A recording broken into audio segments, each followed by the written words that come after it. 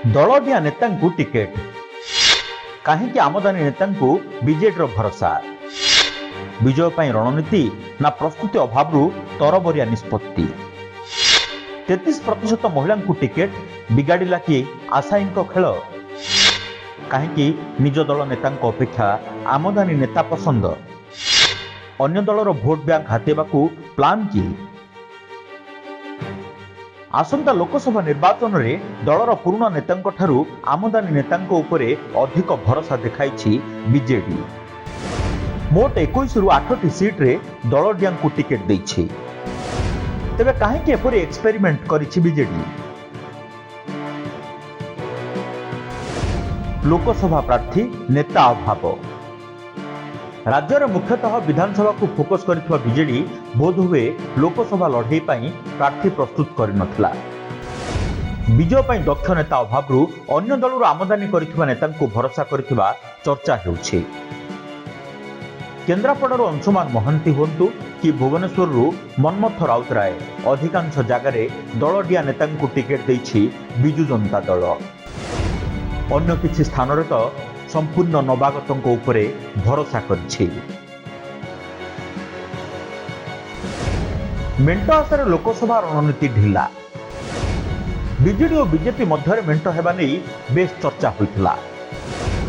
ମେଣ୍ଟ ହୋଇଥିଲେ ଅଧିକ ଲୋକସଭା ଆସନ ବିଜେପି ପାଖକୁ ଯାଇଥାନ୍ତା ବିଜେଡି ଫୋକସରେ ରହିଥିଲା ବିଧାନସଭା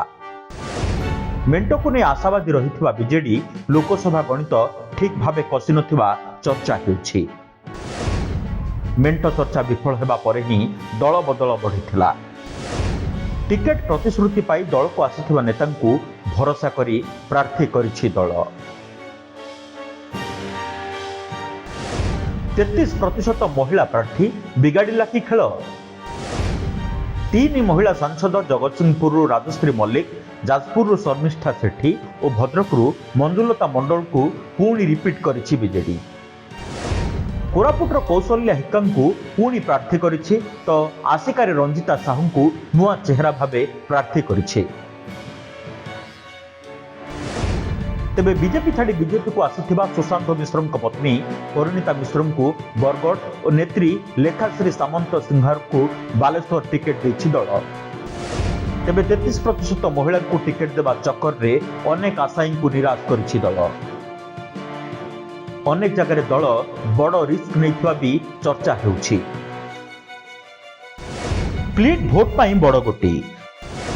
ଆମଦାନୀ ନେତାଙ୍କୁ ଟିକେଟ ଦେଇ ଅନ୍ୟ ଦଳର ଭୋଟ ବ୍ୟାଙ୍କ ଉପରେ ନଜର ରଖିଛି ବିଜୁ ଜନତା ଦଳ